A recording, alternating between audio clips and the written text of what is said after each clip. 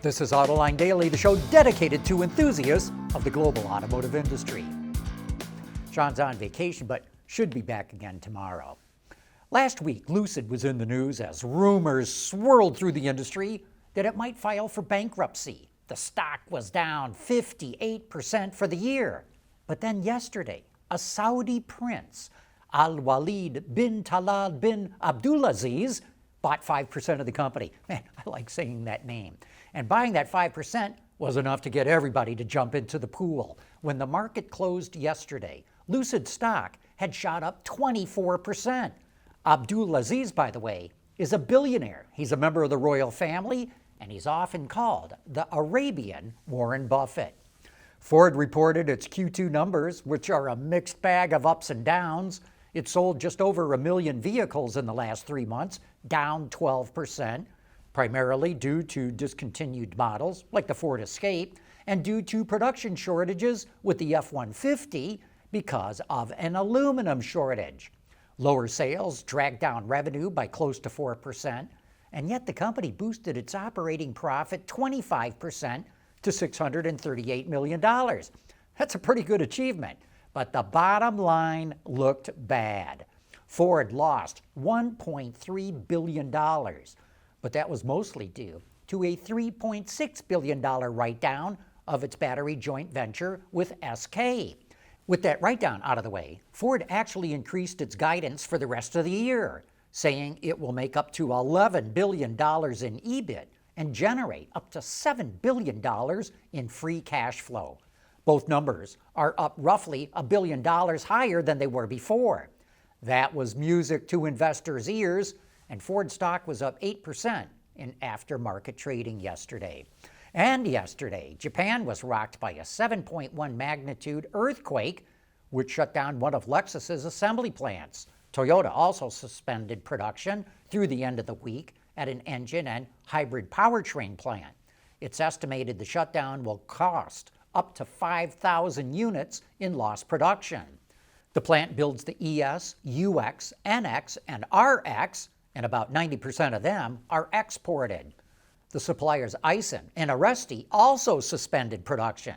Nissan has 2 assembly plants in the region where the earthquake hit, but they're still making cars. And speaking of Nissan, it's in talks with Honda to revive their software partnership. According to a report from Japan, the 2 automakers have agreed in principle to jointly develop an operating system for software-defined vehicles based on Nissan's technology. As of now, there's no timing for a formal announcement, and you'll remember that back in 2024, the 2 of them announced plans to jointly develop EVs and software and even talked about merging. But the merger fell apart after Honda pushed to take full control of Nissan. But now that Honda is hurting from all its EV write-offs, it's become a lot more amenable to sharing power. The automotive and industrial sectors are undergoing a historic transformation. Electrification, digitalization, supply chain reinvention, regulatory shifts. The pace is accelerating and the pressure to adapt is real. This is not a time for hesitation. It's a time for bold decisions, backed by fast, effective execution. You need a partner who understands complexity, from factory floors to boardrooms, and delivers measurable results. That partner is Alex Partners, when it really matters. Audi took the wraps off its first full-size SUV, the Q9. In the U.S., the standard model is offered with a 2.9-liter V6 twin-turbo mated to an 8-speed transmission. That motor produces 429 horsepower and 442 pound-feet of torque. All-wheel drive is standard. There's also a performance version called the SQ9. It's powered by a 4-liter twin-turbo V8, which cranks out 591 horses and 590 foot-pounds of torque. It moves the vehicle from 0 to 60 in just 3.8 seconds. And for the first time, Audi's adaptive beam headlights will be available in the U.S. They automatically adapt to traffic and other road users to reduce glare. It'll also be available with Level 2 Plus hands-free driving. The Q9 is built in Slovakia, and it'll go on sale in the fourth quarter of this year with a starting price of $87,700. You know, it seems like every day we're reporting about the struggles of the German auto industry, and today it's BMW's turn. It plans to cut 8,000 jobs in Germany by the end of 2027 through voluntary severance packages. The cuts will only involve white-collar personnel. None of the blue-collar workers are involved in this. But hot on the heels of that announcement, thousands of Audi workers protested earlier today against the possible closure of the company's Neckarsulm plant in Germany. Audi's Works Council says nearly 6,000 people participated in the protest. Audi's parent company, Volkswagen, has warned that the facility is just one of 4 plants in Germany that could close by 2030 if it's not able to find an alternative solution. Neckarsulm employs about 15,000 workers, and it builds the Audi A5, A6, A8, and the e-tron GT. Mercedes is getting a lot of attention with that Axial Flux motors it's using in the AMG GT, but it's not the only one making them. A Chinese company called Pan-Good Motor is ramping up production to make 300,000 axial flux motors a year. It says that thanks to a combination of steel and rare earths and new thermal processing techniques, its motor is half the weight and size of conventional radial flux motors. It's also filed 1,708 patents for its design. But unlike Mercedes, which is using its motor for a high-performance sports car, Pan-Good is going after the medium and heavy-duty truck market.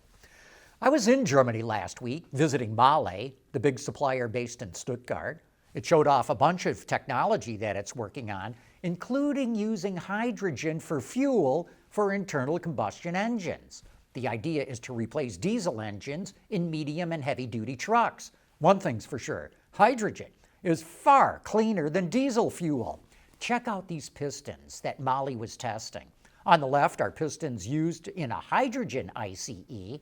On the right are diesel pistons. And the ones on the left look practically brand new. Using hydrogen means there's virtually zero carbon dioxide emissions.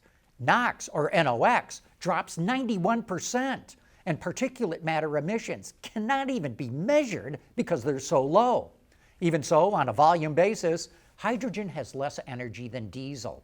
So the thermodynamic efficiency using hydrogen is about 42% for the engine, compared to about 48% for a diesel. And there's actually a lot of changes that have to be made to use hydrogen, including changing the ignition and injection systems, the crankcase scavenging, the air intake, exhaust, and engine controls. The cost of the engines is actually about the same, but the size and cost of a hydrogen fuel tank is significantly more expensive, about $30,000 versus $2,000 for a diesel tank. So if any of you engineers out there have an idea of how to come up with a cheap hydrogen fuel tank, you have an opportunity to make a fortune. Hey, you're really going to want to tune in to Autoline After Hours tomorrow. We have Bob Gallion coming on the show. He was the former CTO of CATL, and boy, does Bob know batteries. His goal right now is to help the U.S. not just close the battery gap with China, but to leapfrog it. And I think you're going to find that to be a fascinating show. But that wraps up today's report. Thanks for watching Autoline Daily.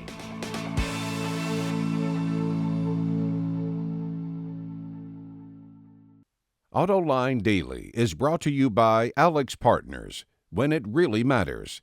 CSP, the Composites Solution Partner.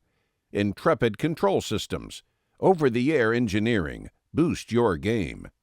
And thanks to the following YouTube and Patreon members.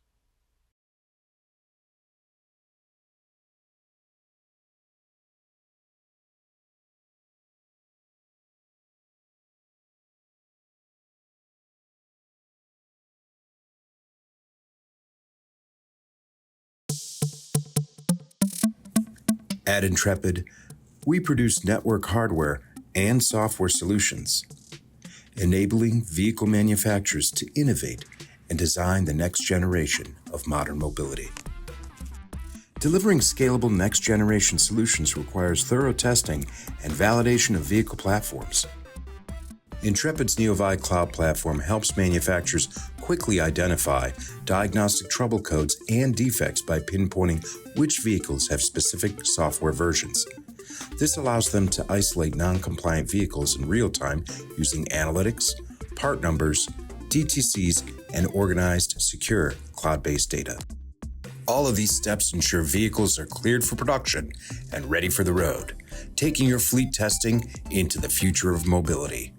Intrepid Control Systems, driven by your data. At CSP, we work with OEM engineers across the country on their journeys to lighter, safer, and more eco-friendly vehicles. Learn more at thecsp.com.